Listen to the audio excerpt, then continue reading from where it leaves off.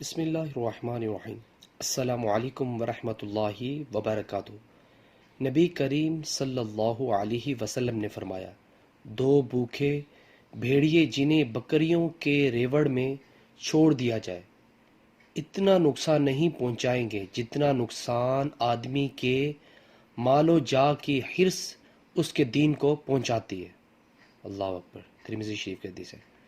Viewers, اس حدیث میں رسول اللہ صلی اللہ علیہ وسلم نے فرمایا، دو بھوکے بھیڑیے جنہیں بکریوں کے ریوڑ میں چھوڑ دیا جائے اتنا نقصان نہیں پہنچائیں گے جتنا نقصان آدمی کے مال و جا کی حرص اس کے دین کو پہنچاتی ہے۔ ویورز، ویڈیو کو آگے شیئر کریں اور اس طرح کی اسلامک ویڈیو کے لیے میرے چینل کو سبسکرائب کرنا مت بھولیے۔ جزاک اللہ۔ السلام علیکم ورحمۃ اللہ وبرکاتہ۔